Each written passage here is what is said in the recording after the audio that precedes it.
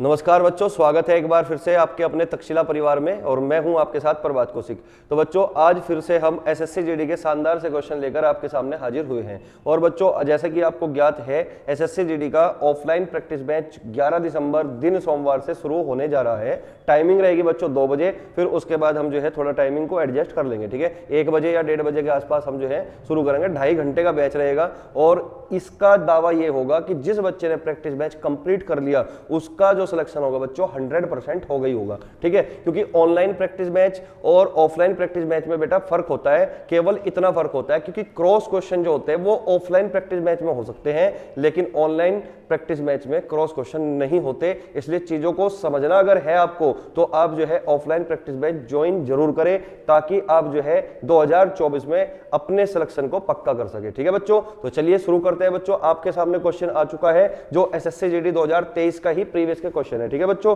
तो पहला क्वेश्चन आपके सामने है बच्चों, जो कि टाइम एंड वर्क से आया था, ठीक है। तो क्वेश्चन को एक बार पढ़ो और जो है क्वेश्चन को बनाने की कोशिश करो, ठीक है बच्चों। चलिएगा शुरू करते हैं भाई। क्वेश्चन में कहा गया है कि एक कार्य को P और Q 8 दिनों में और Q और R 12 दिनों में तथा R और P 15 दिनों में पूरा कर सकते हैं। R अकेले कार्य को पूरा करने में कितना दिन लेगा? ऑप्शन है बच्चों 80 दिन, 90 दिन, 50 दिन और 70 दिन, ठीक है बच्चों। तो इस तरह के क्वेश्चन को आपको किस तरीके से अंजाम तक पहुंचाना है, चलिए चेक करते हैं, अटेम्प्ट करते हैं क्वेश्चन को, ठीक है। तो क्वेश्चन में कहा गया बच्चों कि P और Q 8 दिनों में एक कार्य को समाप्त कर सकते हैं, कि P और Q 8 दिनों में एक कार्य को समाप्त कर सकते हैं, जबकि Q और R उसी कार्य को बच्चों 12 दिन में समाप्त कर सकते हैं।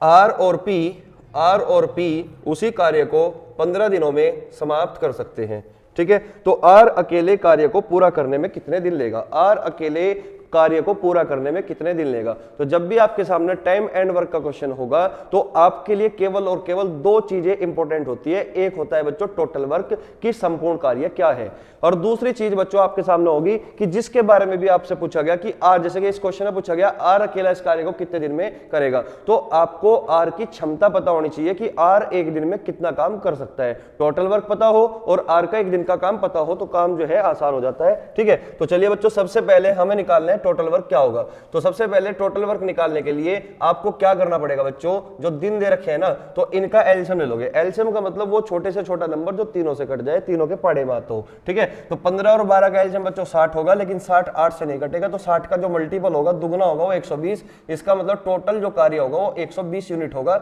हमने मान लिया कि हमारा जो टोटल कार्य है, कुल संपूर्ण कार्य है वो 120 यूनिट है। बात समझ में आई, ठीक है। अब आप मुझे एक बात बताओ कि अगर P और Q दोनों मिलकर 8 दिन में 120 काम करते हैं तो दोनों के द्वारा एक दिन में कितना काम होगा? भाई 8 दिन में 120 हुआ तो एक दिन में 15 यूनिट होगा कि नहीं? तो 15 यूनिट पर डे काम होगा, ठीक है बच्चों।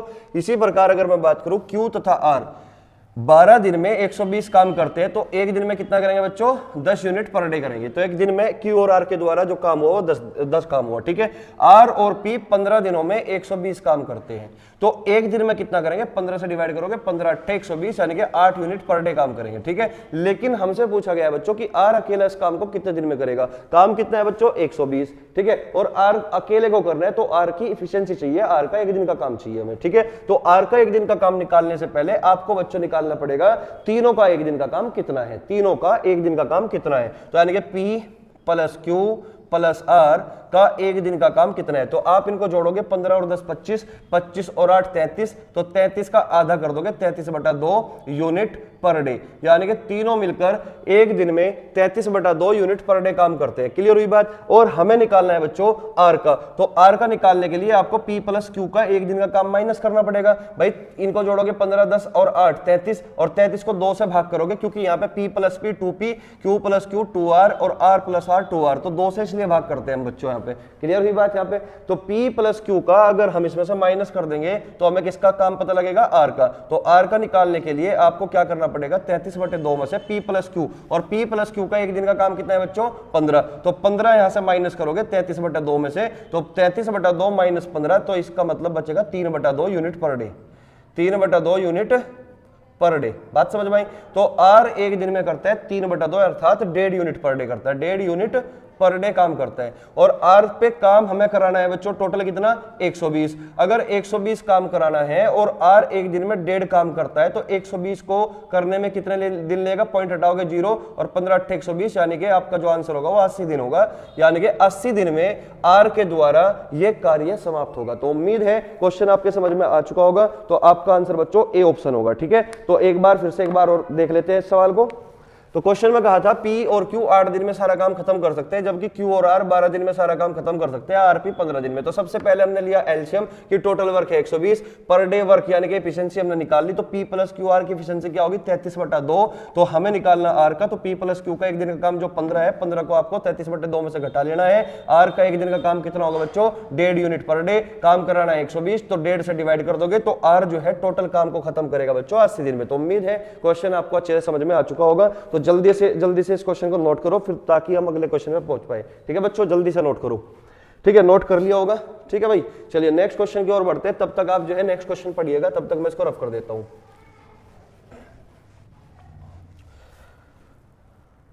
तो नेक्स्ट क्वेश्चन बच्चों डिस्काउंट से है, profit and loss and discount. ठीक है, तो इसको एक बार पढ़ो और जो है वीडियो पॉज करके तब तक आप जो है इसको एक बार बनाने की कोशिश करना। ठीक है, तो क्वेश्चन नंबर 2 आ चुका है आपके सामने। क्वेश्चन में लिखा गया है अंकित मूल्य पर 10% की छूट देने के बाद एक वॉशिंग मशीन का मूल्य 28,800 रुपये हो जाता है।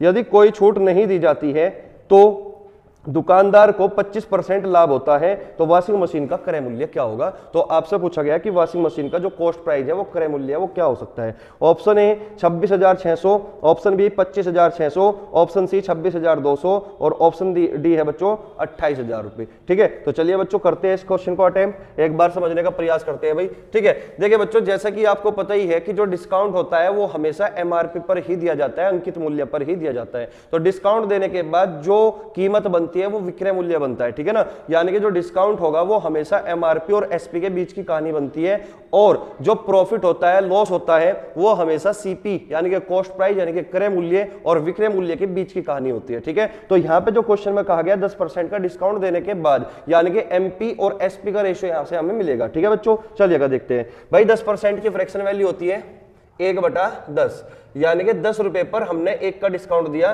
तो हम कह सकते हैं कि 10 रुपए का सामान 1 के डिस्काउंट पर हमने बेच दिया, तो इसका मतलब 9 रुपए में बेच दिया। तो जो ये रेशियो बनेगा वो क्या बनेगा, वो एसपी का एमपी के साथ बनेगा कि 10 रुपए का सामान था, यानी कि एमआरपी जो था उस सामान का, उस वॉशिंग मशीन का, वो 10 रुपए था, और 10 रुपए पर हमने जब 1 रुपए का डिस्काउंट दिया तो हमने बेच कितने में दिया बच्चों 9 रुपए में बेच दिया। इसका मतलब उस वॉशिंग मशीन की जो कीमत हो जाती है वो 9 रुपए हो जाती है। जबकि क्वेश्चन में कहा गया कि वॉशिंग मशीन का मूल्य 28,800 रुपए हो जाता है, तो इस बात का मतलब 9 यूनिट की वैल्यू कितने के बराबर होगी 28,800 के बराबर होगी। तो 1 यूनिट की वैल्यू 9 थी 27, 9 दूनी 18 यानी कि 3200, और 10 यूनिट की वैल्यू कितनी होगी बच्चों 32,000। तो इस बात का मतलब यह हुआ कि उस वॉशिंग मशीन का जो अंकित मूल्य था वो 32,000 रुपए था। क्लियर हुई बात। तो यहां से हमने निकाल लिया कि वॉशिंग मशीन का जो अंकित मूल्य है एमआरपी है वो कितना है 32,000 रुपए। अब इससे आगे बढ़ते हैं बच्चों। क्वेश्चन में कहा गया यदि कोई छूट नहीं दी जाए, यदि कोई छूट नहीं दी जाती है, यानी कि अगर हम कोई भी डिस्काउंट ना दे, अगर कोई भी डिस्काउंट नहीं देंगे तो इसका मतलब हम अपने सामान को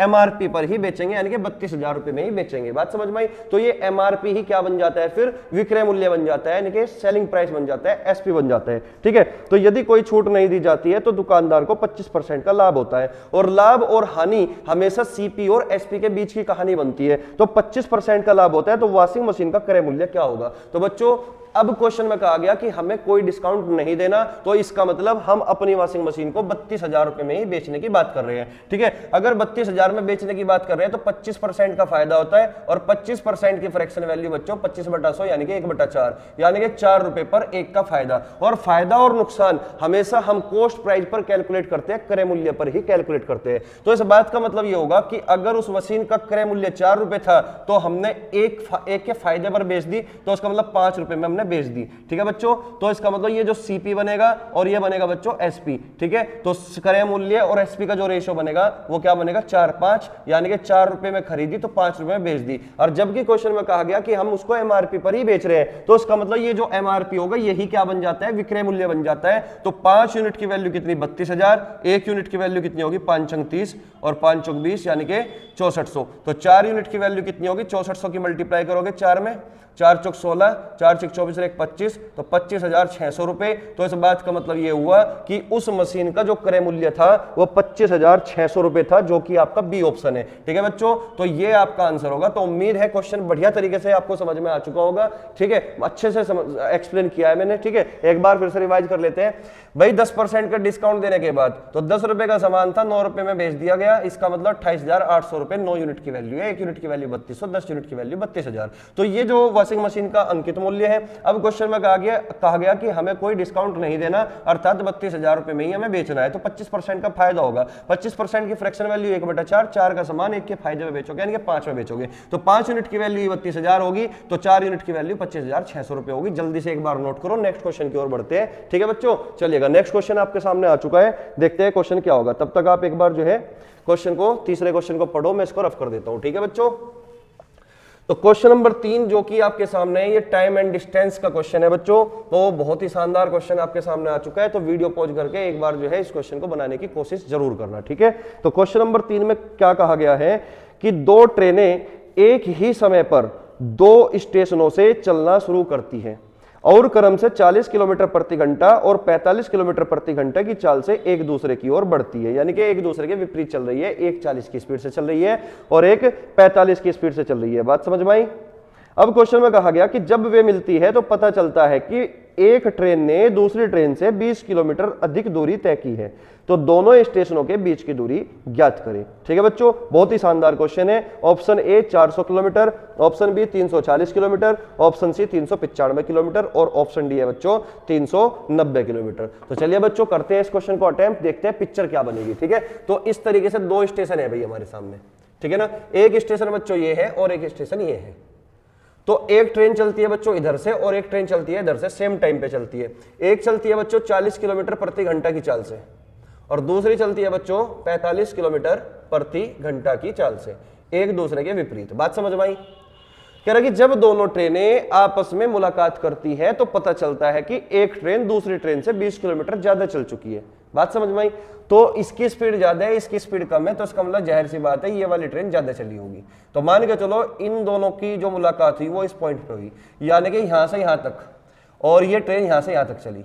तो कुल मिलाकर बात ये हुई कि इधर से चली जो 45 किलोमीटर की स्पीड से और इधर से चली 40 किलोमीटर की स्पीड से, इन दोनों ट्रेनों की जो मुलाकात हुई वो इस पॉइंट पे होती है।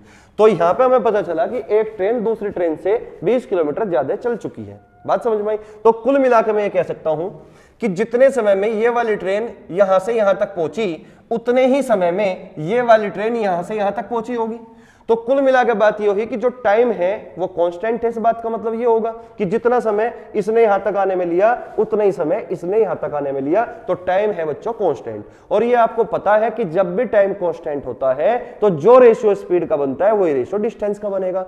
ठीक है, जो रेशियो स्पीड का बनेगा वही रेशियो किसका बनेगा बच्चों? डिस्टेंस का बनेगा। ठीक है, तो मैं ये कह सकता हूं कि अगर ये 40 की स्पीड से चली और ये 45 की स्पीड से चली तो चाल का जो रेशियो बनेगा वो 5 8 40, 5 9 45, यानी कि 8 और 9 का रेशियो बनेगा चाल का।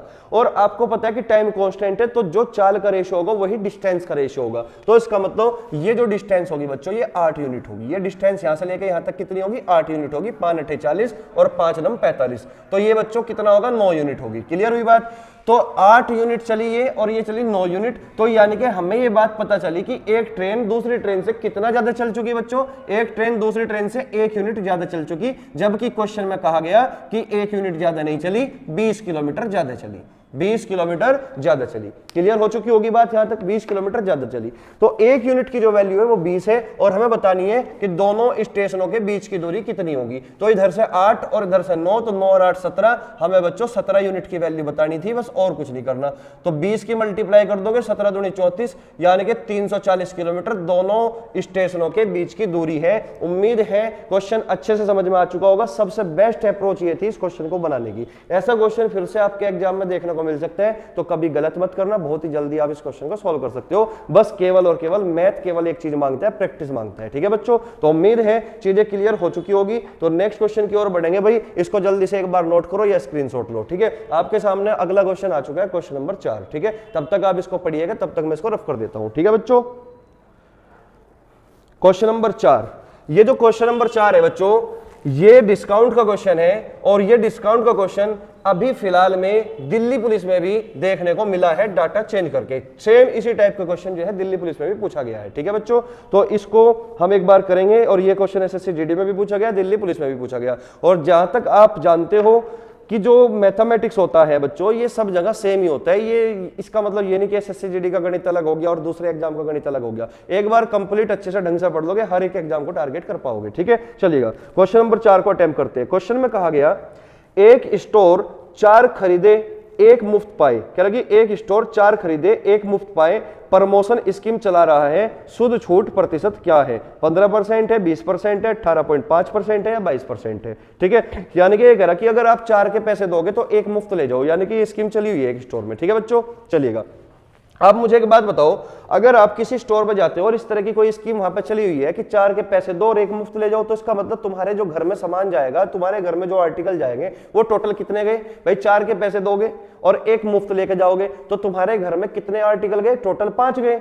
तो इसका मतलब अगर एक आर्टिकल की कीमत 1 रुपया है तो 5 आर्टिकल की कीमत 5 रुपए होने चाहिए कि नहीं? आप कहोगे बिल्कुल। तो इसका मतलब 5 रुपए का जो सामान था, आपने 5 रुपए का सामान के पैसे 5 रुपए ना देकर आपने 4 ही दिए, यानी कि 5 वस्तुओं के पैसे ना देकर आपने 4 वस्तुओं के पैसे दिए।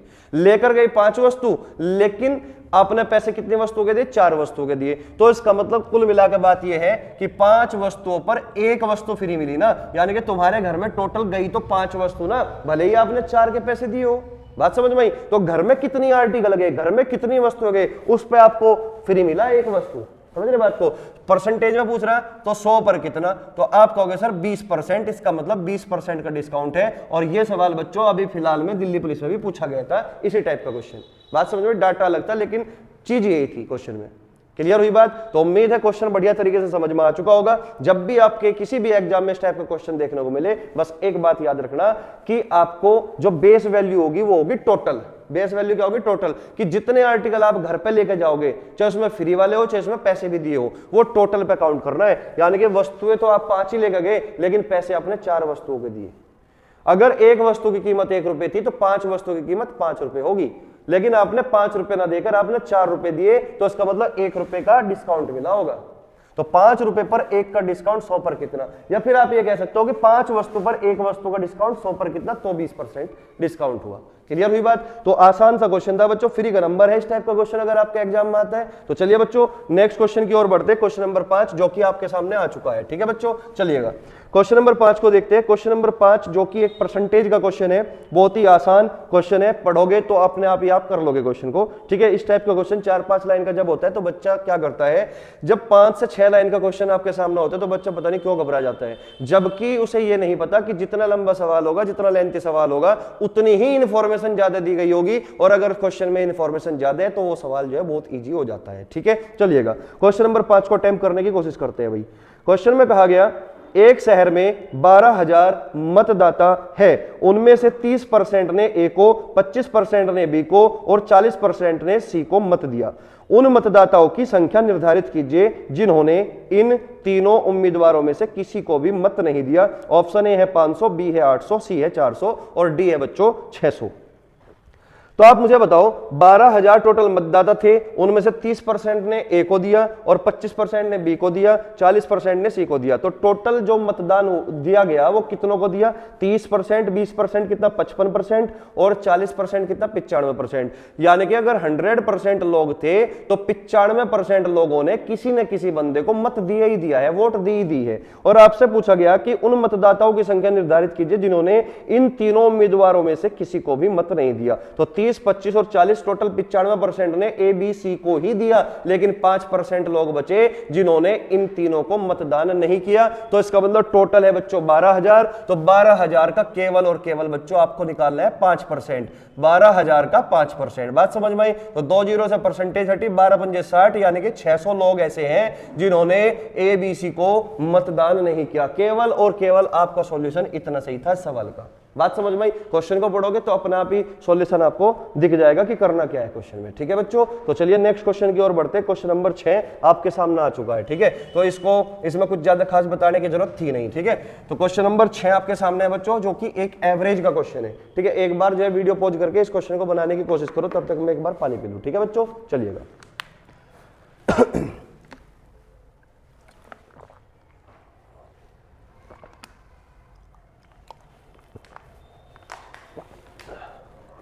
तो क्वेश्चन नंबर 6, क्वेश्चन में कहा गया बच्चों 8 विद्यार्थियों के औसत अंक 7 है। तो टोटल जो स्टूडेंट है वो कितने हैं 8, कि 8 स्टूडेंट के जो टोटल एवरेज है औसत अंक है वो 7 है।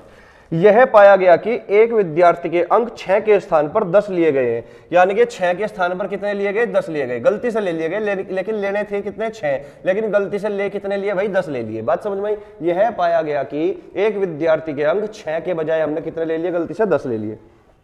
तो सही औसत ज्ञात करो, 7 होगा, 6.8 होगा, या 6.5 होगा, या 7.5 होगा। ठीक है बच्चों, तो इस टाइप के क्वेश्चन को हम किस तरीके से करेंगे उसको समझने का प्रयास करते हैं भाई। ठीक है, जब भी इस टाइप का क्वेश्चन होगा कि सही औसत क्या होगा, तो आपको ये देखना है कि मिस्टेक हमने कितने की, उतनी ही मिस्टेक पे काम करना है कि जो गलती हमने की उसको सुधारना है, बस गुणा भाग नहीं करनी क्वेश्चन में। ठीक है, चलिएगा। तो 8 स्टूडेंट थे भाई, एवरेज कितना था 7, लेकिन हमने एक विद्यार्थी के अंक 6 के बजाय गलती से 10 ले लिए, यानी कि जब हमने 10 लिए अंक तभी तो 7 होगा ना, लेकिन लेने कितने थे 6, तो इसका मतलब हमने जो गलती कर रखी थी उसको सुधार लो। यानी कि हमने कितने अंक फालतू ले रखे हैं भाई, 4 अंक फालतू ले रखे हैं, तो 4 अंक को कम कर लो, यानी कि 4 अंक हमने कम कर लिए, हमने 4 अंक फालतू ले रखे थे, यानी कि 4 सम हमने क्या कर दिया बच्चों, कम कर दिया। अब जो ये 4 सम कम किया ये बटेगा भी कितने लोगों में, 8 लोगों में, क्योंकि 8 विद्यार्थी है, तो 4 सम अगर कम किया तो 4 सम 8 लोगों में बांट दो, तो इसका मतलब 0.5, तो इतना एवरेज ना बच्चों सबका कम होगा, सबका, क्योंकि एवरेज का मतलब ही होता है equally distribution is called average, यानी कि प्रत्येक डाटा को सभी लोगों में समान रूप से बांट देना ही एवरेज कहलाता है। बात समझ में आई। ठीक है, तो 0.5 जो होगा ये कम होगा, ये सबके हिस्सों से कम होगा, यानी कि जो 7 था ना ये 8 लोगों का एवरेज है, 8 लोगों का एवरेज है, यानी कि प्रत्येक का 7 होगा। इसका मतलब हमें 0.5 प्रत्येक के हिस्से में से कम करना है। ठीक है, तो 7 में से बच्चों जब हम 0.5 कम करेंगे तो जो सही एवरेज होगा वो 6.5 होगा, जो इस सवाल का उत्तर होगा। तो उम्मीद है क्वेश्चन बढ़िया तरीके से आपको समझ में आ चुका होगा। तो नेक्स्ट क्वेश्चन की ओर बढ़ते हैं भाई। इसमें और कुछ ज्यादा खास बताने की कोई आवश्यकता नहीं थी, जब भी बस आपको ये बात याद रखनी है कि जब भी सही औसत निकालना होगा तो हमेशा जितनी हमने मिस्टेक की उसी पर आपको काम करना है, फालतू की अर्जी फर्जी गुणा नहीं करनी। बात समझ में आई। चलिए क्वेश्चन नंबर 7 की ओर बढ़ते हैं, जो कि आपके सामने आ चुका है बच्चों। ठीक है, जो कि एक जो है क्वेश्चन है मेंसुरेशन का है, 2D से है, समबाहु त्रिभुज के बारे में बात की गई है। ठीक है, चलिएगा पढ़िए तब तक आप क्वेश्चन को। क्वेश्चन नंबर 7 में लिखा गया है बच्चों कि एक समबाहु त्रिभुज जिसकी भुजा a इकाई है को एक समषटभुज बनाने के लिए शीर्षों पर काटा जाता है।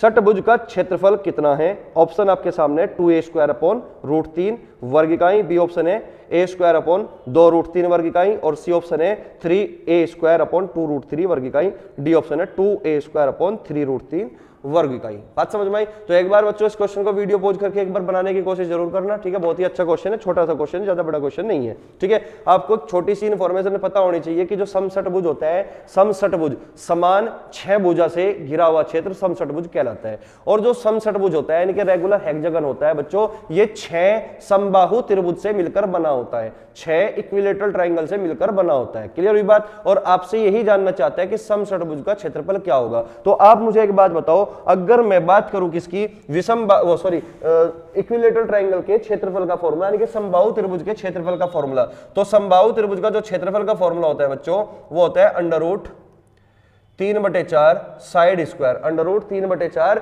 भुजा स्क्वायर यानी कि साइड स्क्वायर। बात समझ में आई। तो यहां पे मैं लिख देता हूं साइड का स्क्वायर, तो √3/4 इंटू साइड स्क्वायर, ये समबाहु त्रिभुज के क्षेत्रफल का फॉर्मूला है। और जैसा कि आप जानते हो कि समषटभुज 6 समबाहु त्रिभुज से मिलकर बना होता है, तो इसका मतलब ये एक समबाहु त्रिभुज का क्षेत्रफल का फॉर्मूला है। तो इसका मतलब समषटभुज का क्षेत्रफल क्या होगा, जो कि 6 समबाहु त्रिभुज से मिलकर बना होगा, तो इसमें आपको 6 से मल्टीप्लाई और कर देनी है। तो अब जो ये फॉर्मूला बना बच्चों, ये जो फॉर्मूला बना ये आपका समषटभुज का क्षेत्रफल का फॉर्मूला बना। क्लियर हो चुकी होगी इतनी बात। अगर इतनी बात बच्चों क्लियर हो चुकी, अब क्वेश्चन में कुछ भी नहीं है। तो क्वेश्चन में बच्चों ये कहा गया एक समबाहु त्रिभुज है जिसको हम शीर्षों से काटेंगे, यानी कि शीर्ष यानी कि वर्टेक्स से हम काट लेंगे इसको, और काटने के बाद एक समषटभुज बनाया जाता है। और इस समबाहु त्रिभुज की जो भुजा दे रखी है बच्चों वो कितनी दे रखी है, ए दे रखी है, ए इकाई, ए यूनिट। तो ये जो भुजा है साइड है वो कितनी है, ए इकाई यानी कि ए यूनिट।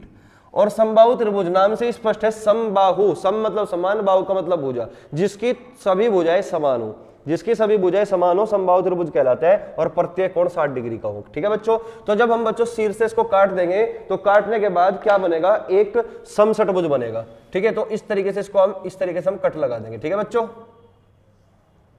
तो जैसे ही इस तरीके से हम कट लगाएंगे बच्चों, तो ये जो बीचों बीच बनेगा ये क्या बनेगा बच्चों, एक समषटभुज बनेगा। और आपसे केवल ये बात पूछी गई है कि इस समषटभुज का क्षेत्रफल क्या होगा। तो आपको ये बात पता होना चाहिए कि जो हम शीर्षों से काट रहे हैं त्रिभुज, एक त्रिभुज ये काट दिया, एक त्रिभुज ये काट दिया, एक त्रिभुज ये काट दिया, ये भी खुद में एक समबाहु त्रिभुज ही बनेंगे। समबाहु त्रिभुज का मतलब है जिसकी तीनों भुजाएं समान हो, तो इसका मतलब ये भुजा और ये भुजा और ये भुजा समान होगी, तो इसका मतलब ये होगा जो समषटभुज की भुजा होगी वही भुजा इसकी होगी। बात समझ में आई? तो इसका मतलब ये वाली जो भुजा होगी और ये वाली जो भुजा होगी बच्चों, और ये वाली जो भुजा होगी वो इक्वल होगी। और ये हमने पूरी की पूरी ए यूनिट को 3 हिस्सों में बांट दिया गया। अगर 3 हिस्सों में जो कि तीनों की तीनों समान है, इक्वल है, क्योंकि ये भी एक समबाहु त्रिभुज बनेंगे, तो इसका मतलब ये जो एक इतनी सी छोटी सी भुजा होगी ये a/3 कहलाएगी, a/3 यूनिट। और ये भी क्या कहलाएगी बच्चों, a/3 यूनिट, यानी कि 3 हिस्सों में हमने इसको बांट दिया। ये भी क्या होगी, a/3 यूनिट होगी। बात समझ में आई? क्योंकि तीनों भुजाएं क्या होगी, ये तीनों भुजाएं क्या हो जाएगी बच्चों, समान हो जाएगी। पूरी अगर a थी तो ये a/3 a/3 a/3। तो कहने का मतलब ये हुआ कि जो समषटभुज की साइड होगी वो हमारी कितनी आई बच्चों, a/3 आई। ये समषटभुज की साइड आ गई a/3। और हमें निकालना है समषटभुज का क्षेत्रफल। तो एरिया का फॉर्मूला आपको पता ही है, एरिया बराबर होगा 6 गुणा √3/4 साइड स्क्वायर, और साइड हमारे बच्चों a/3 है, यानी कि a/3 का जब स्क्वायर करोगे तो a²/3 का स्क्वायर 9 बनेगा। अब यहां तक चीजें क्लियर हो चुकी होगी बच्चों। ठीक है, इससे आगे बढ़ते केवल कैलकुलेशन करनी है और कुछ नहीं करनी। 3 दूनी 6 और 3 तिये 9। √3 से बच्चों ये कटेगा √3 बार, और ये 2 दूनी 4। तो इसका मतलब आपका जो आंसर होगा वो क्या होगा, a²/2 √3, यानी कि मैं यहां पे लिख देता हूं a²/2 a²/2 यानी कि आपका जो आंसर हुआ बच्चों वो बी ऑप्शन हुआ, a²/2 ये आपका आंसर हुआ। उम्मीद है क्वेश्चन बहुत ही बढ़िया तरीके से समझ में आ चुका होगा। ठीक है, एक बार इसको जल्दी से नोट कर लो, किस तरीके से मैंने आपको समझाया, एक्सप्लेन किया, वो सारी चीजें आपको समझ में आई होगी। ठीक है, जल्दी से नोट करो ताकि हम अगले क्वेश्चन, लास्ट क्वेश्चन पर पहुंच पाए। ठीक है बच्चों, चलिएगा। तो लास्ट क्वेश्चन बच्चों, क्वेश्चन नंबर 8 आपके सामने आ चुका है। यह भी एक टाइम डिस्टेंस का ही क्वेश्चन है। एक बार जो है वीडियो पॉज करके बच्चों इस क्वेश्चन को बनाने की कोशिश जरूर करना। क्वेश्चन नंबर 8 को अच्छा क्वेश्चन है, एसएससी जीडी ने अच्छा क्वेश्चन पूछ रखा था, लेकिन जितने भी क्वेश्चन बच्चों मैथ में दे रखे थे एसएससी जीडी ने 2023 में, सारे क्वेश्चन जो है थोड़ा लेंथी तो है लेकिन ईजी भी उतना ही है। ठीक है ना, देखने में लगा कि पता नहीं क्या बवाल आ गया क्वेश्चन में। ठीक है ना, लेकिन ये 2-2 लाइन के क्वेश्चन है, कोई ज्यादा बड़े क्वेश्चन नहीं है, घुमावदार क्वेश्चन कह सकते हो आप इसको थोड़ा सा। ठीक है, जैसे कि क्वेश्चन नंबर 8 आपके सामने आ चुके हैं। चलिएगा बच्चों, करते हैं शुरू। क्वेश्चन में कहा गया कि एक ट्रेन स्टेशन P से चलना आरंभ करती है, स्टेशनों Q, R, S, T से होती हुई चलती है और स्टेशन U तक पहुंचती है। यह स्टेशनों Q, R, S और T पर क्रम से 2 मिनट, 4 मिनट, 6 मिनट और 8 मिनट के लिए रुकती है। P और U के बीच की दूरी 50 किलोमीटर है। स्टेशन P और U के बीच ट्रेन की औसत चाल किलोमीटर प्रति घंटा में क्या है यदि यह स्टेशनों के बीच 70 मिनट के लिए एक समान चाल से चलती है। ऑप्शन बच्चों आपके सामने है, 100/3 किलोमीटर प्रति घंटा, 110/3, 100/6 और 110/4। ठीक है, तो देखते हैं बच्चों, करते हैं इस क्वेश्चन को अटेम्प्ट, देखते हैं पिक्चर क्या बनेगी क्वेश्चन की। तो क्वेश्चन में बच्चों ये कहा गया कि एक ट्रेन P से होती हुई U तक जाती है। P से होती हुई कहां तक जाती है बच्चों, U तक जाती है, U तक, इस तरीके से। तो यहां पर मान लिया हमने स्टेशन U है और ये मान लिया स्टेशन P है। कह रहा कि एक ट्रेन स्टेशन P से चलना आरंभ करती है, स्टेशनों Q, R, S, T। तो यहां पे आया स्टेशन Q, फिर आया R, फिर आया S और फिर आया बच्चों T।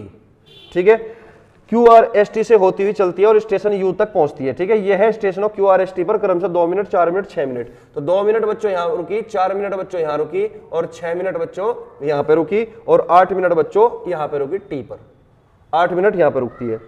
कह रहा कि P और U के बीच की दूरी 50 किलोमीटर है। P और U के जो बीच की दूरी है बच्चों वो 50 किलोमीटर है। तो पूरी जो डिस्टेंस दे रखी है वो 50 किलोमीटर दे रखी है, P से U के बीच की दूरी। क्लियर हुई बात, यहां तक कोई दिक्कत नहीं होगी। ठीक है, अब क्वेश्चन में कहा गया स्टेशन P और U के ट्रेन की औसत चाल क्या होगी। तो आपसे एवरेज स्पीड पूछ रहा है कि ट्रेन जो P से U तक पहुंची कि उसकी एवरेज स्पीड क्या होगी। ठीक है, यदि यह स्टेशनों के बीच 70 मिनट के लिए एक समान चाल से चलती हो। तो अब क्वेश्चन में ये कहा गया कि ये जो स्टेशनों के बीच में चली ये एक समान चाल से चली पूरे 70 मिनट तक। तो इसका मतलब P से U तक जाने में जो ट्रेन चली 70 मिनट तक पूरी एक समान चाल से चलती है। तो कहने का मतलब ये हुआ कि रुकने के अलावा 70 मिनट तक ये एक समान चाल से चली होगी। ठीक है बच्चों, तो कुल मिलाकर बात यह है कि अगर आपको एवरेज स्पीड निकालनी है तो एवरेज स्पीड का जो स्टैंडर्ड फॉर्मूला होता है, यानी कि औसत चाल का जो स्टैंडर्ड फॉर्मूला होता है वो होता है कुल दूरी बटे कुल समय, कुल दूरी बटे कुल समय, यानी कि टोटल डिस्टेंस बटे टोटल टाइम टेकन। यानी कि टोटल डिस्टेंस क्या है बच्चों 50 किलोमीटर, यानी कि 50 किलोमीटर P से U तक के बीच की दूरी है 50 किलोमीटर। लेकिन कुल लिया गया समय क्या होगा, तो 70 मिनट तक तो एक समान चाल से चलती है, लेकिन वो रुकता कितना समय है भाई, 2 मिनट, 4 मिनट, 6 मिनट और 8 मिनट, 2 और 4 6 और 6 12 और 8 20। इसका मतलब 20 मिनट जो है वो रुकी होगी, ठहरी होगी, यानी कि 70 मिनट तक चलने के बावजूद 20 मिनट वो रुकी भी है। तो कुल समय कितना लिया गया P से U तक जाने में, 70 तो वो और 20 और, तो इसका मतलब 90 मिनट जो लगा वो कुल समय लगा। बात समझ में, P से U तक जाने में कुल समय कितना लगा बच्चों, 90 मिनट लगा। लेकिन ये किलोमीटर है बच्चों, ये 90 मिनट में है, तो मिनट को घंटे में कन्वर्ट करने के लिए 90 को 60 से डिवाइड करना पड़ेगा और 60 ऊपर पहुंच जाएगा। बात समझ में आई। तो 30 3 90 और 30 दूनी 60, तो कुल मिलाकर 50 दूनी 100, 100 बटा 3 किलोमीटर प्रति घंटा ये जो होगी एवरेज स्पीड होगी। उम्मीद है क्वेश्चन आपको बहुत ही बढ़िया तरीके से समझ में आ चुका होगा। तो बच्चों ये हमने एक ही पेपर के टोटल 8 क्वेश्चन लिए जो बढ़िया क्वेश्चन थे, ठीक है, अपने आप में अच्छे क्वेश्चन थे। ठीक है, तो उम्मीद है ये 8 के 8 क्वेश्चन आपको बहुत ही अच्छे से समझ में आए होंगे। ठीक है, तो चलिए बच्चों एक बार फिर से मैं आपको याद दिला दूं कि 11 दिसंबर दिन सोमवार से सुबह 2 बजे से प्रैक्टिस बेंच जो है स्टार्ट होने जा रहा है SSC GD 2024 के लिए। ठीक है, और उसमें प्रैक्टिस बेंच में बच्चों हम जो है प्रीवियस के क्वेश्चन तो कराएंगे, साथ में हम अलग से अनुमानित क्वेश्चन भी आपको कराएंगे। ठीक है, ताकि आपका जो क्वेश्चन होगा एग्जाम में जब आप बैठोगे 2024 वाले SSC GD के एग्जाम में, तो सारे क्वेश्चन आपको बिल्कुल अच्छे से पढ़े हुए मिलेंगे और आपकी स्पीड भी ऑटोमेटिक बढ़ी हुई होगी। ठीक है, तो चलिए बच्चों नेक्स्ट क्लास में मिलते हैं नए क्वेश्चनों के साथ, शानदार से क्वेश्चनों के साथ फिर से मुलाकात करेंगे आपसे। तब तक के लिए आप जो है पढ़ते रहिए, खुश रहिए और अपने जो है सपने पर फोकस रखिए कि आपको इस बार जो है सिलेक्शन लेना ही लेना है। ठीक है, तो चलिए बच्चों मिलते हैं फिर, तब तक के लिए जय हिंद, जय भारत।